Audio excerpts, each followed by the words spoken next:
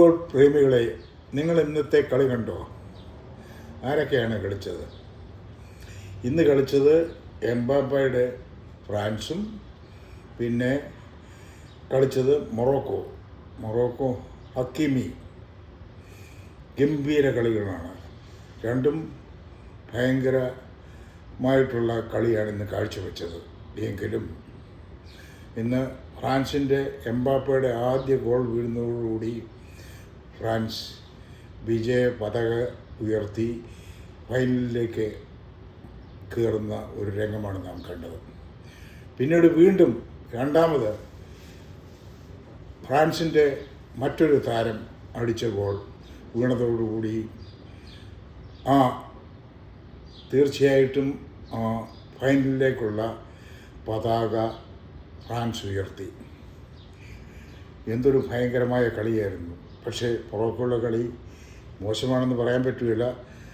പൊരുതി നിന്ന Morocco ഹക്കീമിൻ്റെ team ഗംഭീരമായിരുന്നു. അങ്ങനെ കളിയുടെ ഈ സെമി ഫൈനലിന് മുമ്പുള്ള ഭാഗം അവസാനിച്ചിരിക്കുകയാണ്. ഇനിയും ഞാൻ ഫുട്ബോൾ പ്രേമികളായ നിങ്ങളെ ക്ഷണിക്കുന്നത് ഇനിയും സെമി ഫൈനലിലേക്കും ഫൈനലിലേക്കുമുള്ള യാത്രയ്ക്കാണ്. ആ യാത്രയിലേക്ക് നിങ്ങളെ ക്ഷണിക്കുന്നു. ഇനി നിൽക്കുന്ന ടീമുകൾ ഇനി ക്വാർട്ടർ ഫൈനൽ വരുന്നു. ആരൊക്കെ ജയിക്കും? അത് ഒരു ഗംഭീരമായ ചോദ്യമാണ്. കളിക്കാനിരിക്കുന്ന ടീം ആദ്യം പറയട്ടെ, ബെൽജിയം, സ്പെയിൻ. ആര് ജയിക്കും? പരമ്പരാഗതമായ ഒരു യൂറോപ്യൻ ഫുട്ബോളിൻ്റെ സാന്നിധ്യമാണ് സ്പെയിൻ. കാളക്കൂറ്റന്മാരായ സ്പെയിൻ ബെൽജിയത്തിനെ തോൽപ്പിക്കും. ബെൽജിയവും അത്ര മോശം ടീമൊന്നുമല്ല. അതവിടെ നിൽക്കട്ടെ. പിന്നീട് കളിക്കുന്നത് ഇംഗ്ലണ്ടും നോർവേയും കൂടെ കളിക്കാൻ പോവുകയാണ്. നോർവേയുടെ കൊടുങ്കാറ്റ് ഹാർലൻഡ് അത്ര ശക്തിയോടുകൂടി അടിക്കുന്ന വൈക്കിങ്ങിൻ്റെ ശബ്ദമാണ് നമ്മൾ കേൾക്കാൻ പോകുന്നത്. ഇംഗ്ലണ്ട് നോർവേയുടെ മുമ്പിൽ അടിയറവ് പറയും എന്ന് പറഞ്ഞാൽ തോറ്റുപോകും. പിന്നെ കിടക്കുന്ന അർജൻറ്റീനയുടെ മെസ്സിയുടെ ടീമാണ്. മെസ്സിക്ക് സ്വിറ്റ്സർലൻഡിനെ ഒന്ന് ഞൊട്ടാനേ ഉള്ളൂ എന്ന് പറഞ്ഞാൽ മെസ്സിയുടെ മുമ്പിൽ സ്വിറ്റ്സർലൻഡ് ഒന്നുമല്ല. യൂറോപ്പിലെ വലിയ ടീമൊക്കെയാണ്, അതൊക്കെ ശരിയാണ്. എങ്കിലും ഇനി ഫൈനൽ ആര് വരുമെന്ന് നമുക്ക് ചിന്തിക്കാം. എൻ്റെ ഒരു കണക്കുകൂടലനുസരിച്ച് ഇനി വരാൻ പോകുന്നത് ഫ്രാൻസും അർജൻറ്റീനയുമാണ്. രണ്ട് ഗംഭീരന്മാരായ, അതായത് ലെജൻഡ്മാർ എന്ന് പറഞ്ഞാൽ ഒന്ന് മെസ്സി, എംബാപ്പെ.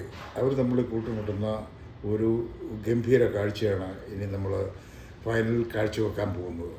അതൊരു ഗംഭീര കാഴ്ചയായിരിക്കും. എങ്കിലും എനിക്ക് മെസ്സിയെ തള്ളിപ്പറയാനാവില്ല, അതേസമയത്ത് എംബാപ്പയും തള്ളിപ്പറയാനാവില്ല. പക്ഷേ മെസ്സിയുടെ മുമ്പിൽ എംബാപ്പ ഒരു കൊച്ചുകുട്ടിയെപ്പോലെ ആകുമോ ഇല്ലയോ എന്ന് എനിക്കൊരു സംശയമുണ്ട്. എങ്കിലും ജയിക്കാൻ പോകുന്നത് അർജൻറ്റീനയാണ്. മെസ്സിയുടെ അർജൻറ്റീന കൊടിനാട്ടും. മെസ്സി ഈ നൂറ്റാണ്ടിലെ ഏറ്റവും വലിയ കളിക്കാരനായിട്ട് ഉയരട്ടെ എന്ന് ഞാൻ പ്രാർത്ഥിക്കുന്നു. ഇതിലൊക്കെ സങ്കടകരമായ വേറൊരു കാര്യം കൂടെ പറയാനുണ്ട്. നെയ്മറിൻ്റെ കാര്യമാണ്. പെലെയുടെ പാരമ്പര്യമുള്ള നെയ്മർ പുറകോട്ട് പോകുന്നത് എനിക്ക് വളരെ വേദനാജനകമാണ്. ഞാൻ ഇപ്പോഴും ചിന്തിക്കുന്നത് അടുത്ത വേൾഡ് കപ്പിലെങ്കിലും നെയ്മർ ഉയർത്തെഴുന്നേക്കും. ബ്രസീൽ 5 കിരീടം ചാർത്തിയവരാണ്.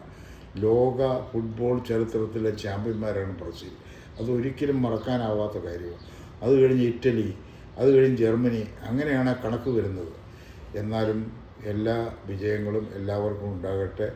ഞാൻ സ്നേഹിക്കുന്ന 2 ഫുട്ബോളിലെ വലിയ ലെജൻഡുകളാണ്, താരങ്ങളാണ് മെസ്സിയും എംബാപ്പയും.